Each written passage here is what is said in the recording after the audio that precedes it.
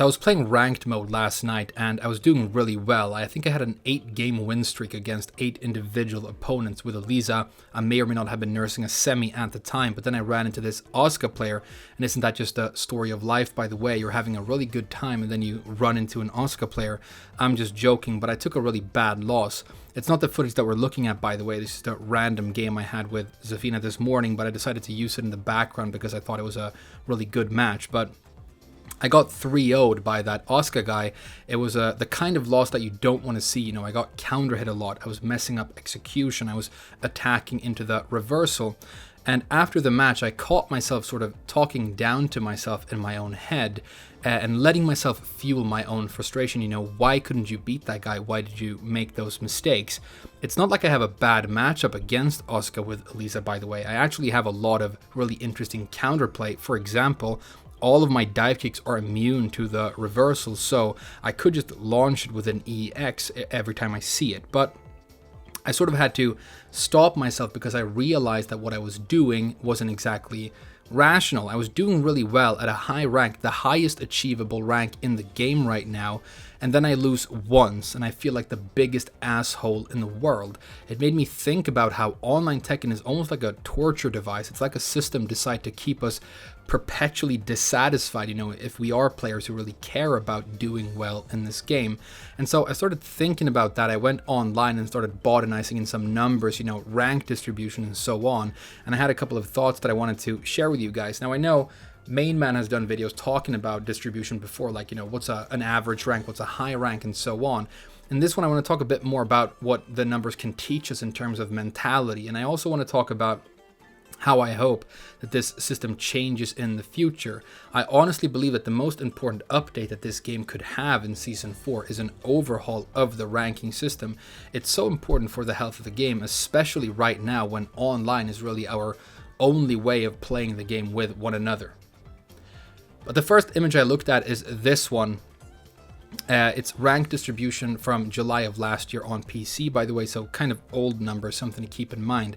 But I was fascinated when I looked at the rank of Warrior, because if you look at this rank here, the first yellow rank, you can tell that it has many more players in it than the other yellow ranks. But if you move up to Vanquisher, the first orange rank, you can tell that that also has more players in it than the other orange ranks, but it also has more players in it than are in the preceding yellow rank of Usurper.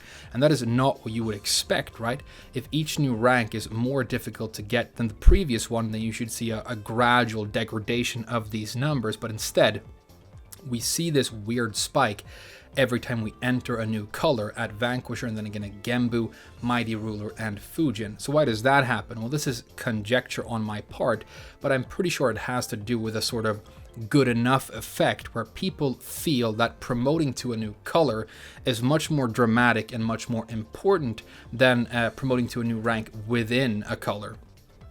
And so they get to a new color and they decide, I want to stay here. I don't want to risk getting demoted. Maybe they play their character less. Maybe they play in a way where they're not risking losing their rank and having the opportunity to go higher. They're just trying to preserve the rank that they already have. And the reason that is so interesting is color in this system, if you look at it, is actually completely arbitrary, right? If we had the exact same system that we have right now, same ranks, same names, same point system, but we just removed the colors and made it all black and white, I think we would see a dramatically different distribution of these numbers. And it's just an example of, it's proof, if proof were needed, of how we are actually sort of emotionally manipulated by this system in ways that we're not always completely aware of. Another interesting thing about online is that almost everyone you speak to seems to be frustrated with the rank that they are playing at. Even after Season 2 rank inflation, which has been very dramatic, people in the green rank still talk about it being a green hell that is difficult to get out of. Conversely, people who have Tekken God Prime often talk about how that rank isn't difficult enough and how they wish they had the opportunity to go even higher. I think that creates an element of elitism that can be damaging to the self-esteem of new players. Just imagine you are trying as hard as you can to achieve a new rank that is much, much lower than Tekken God Prime. You fail to do it, and then you listen to somebody who has the highest rank in the game say that not even that rank is good enough. You know, how does that make you feel? It reminds me of pretty much my favorite YouTube comment I've ever seen on a Tekken video. It's on that video where the main man is breaking down rank. I don't remember the name of the person who made it, but it's very insightful, so I want to paraphrase it here. Something like, elitism in this community is actually fueled by the low self-esteem and perfectionism of great players, because what happens is you get to the highest rank in the game and you still don't feel like you're good enough. You still feel like there are too many players who are better than you, too many things that you have to improve on. And if that is how you feel about yourself when you have Tekken God Prime, what does that say about your opinion of people who are ranked lower than you? Let's take an extreme example. Nii is one of the greatest Tekken players of all time. He's winning the biggest tournaments, and then out of nowhere, somebody you've never heard of called Arslan Ash explodes onto the scene and he beats Nii bad every opportunity he's given. It's an example of how you can get to the very top, but you still don't get to sleep on this game. There's never a point where you graduate and get your diploma. Congratulations, you learned Tekken. Every triumph you have, every satisfaction you manage to achieve is going to be very temporary.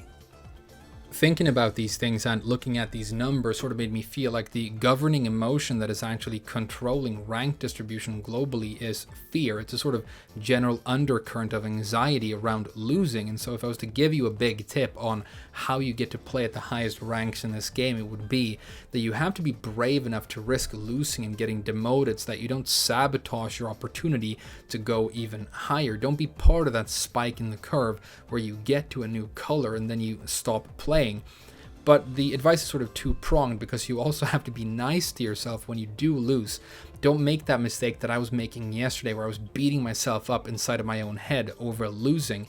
I've spoken to some of the highest level pro players in the world, and something that they all seem to agree on is that fighting games is something that you get good at gradually when you play them in the long term, but your ability to play them in the long term is going to be governed by your ability to deal constructively with losing. And so if you take a really bad loss, are you going to throw the controller across the room and call yourself a dickhead, or are you going to shake it off, try again, and see what happens next?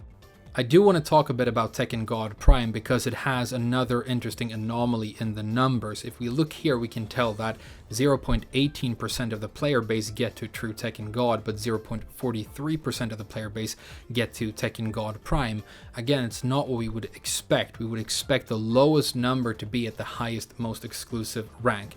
Now, we'll emphasize that I think Tekken God Prime is still a very exclusive, very elite rank. It's been deliberately designed that way. If you look here, you can see at each rank how many points you need to get the next promotion. When you get to the very top, it's 9,500 points to get to the next rank. So you have to win a lot continuously to get your promotion, and it's to prevent, fluking and luck being too major a factor. But for getting Tekken God Prime, you actually need 18,000 points, almost twice as many as you need to get the rank before it. And so it's almost as if they make you earn the rank twice, not once now and once later, twice in a row before you're able to get that promotion. And so I don't think anybody flukes to this rank. I think it is still very difficult to get, yet we still see this pooling of an unnaturally large number of players getting the rank. So why does that happen? Well, I think this number, first of all,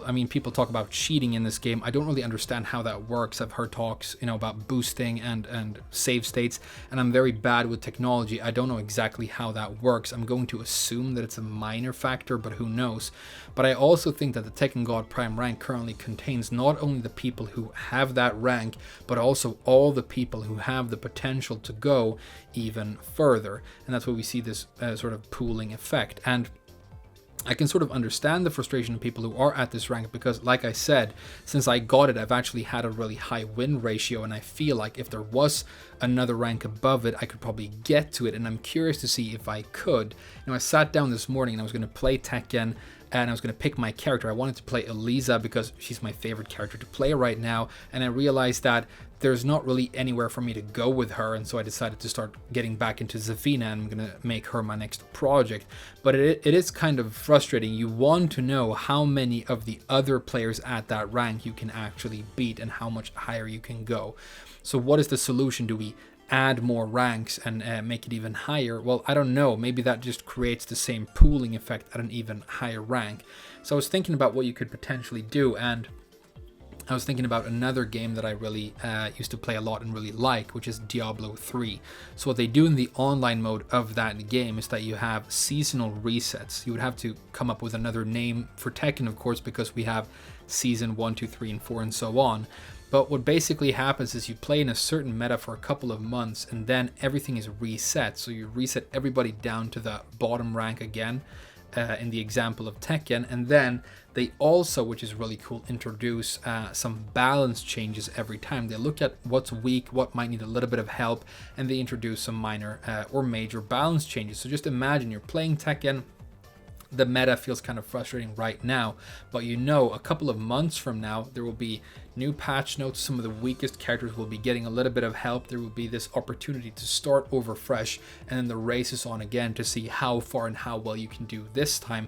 And then, you know, just make some sort of record of what's the highest rank this person achieved last season or last reset, so that you don't lose, you know, all of your past achievements. And then I think you have a way of keeping this game interesting and sustaining it for a much longer time. Right now, the only updates we see are these major balance patches and, you know, new seasons with new characters, and the roster just gets bigger and bigger, and that's very exciting. But if we just had the promise of a small balance update and something new happening in the future, I think you could sustain the playability of the online mode so much longer and keep it interesting, you know, while you're developing the next game in this franchise. The alternative is, you know, you stop working on Tekken 7, you stop releasing content for it, and then the player base dwindles and interest in Tekken dwindles as you're preparing, you know, Tekken 8 or whatever is the next thing on the horizon. So personally, I would be very interested in some sort of system like that.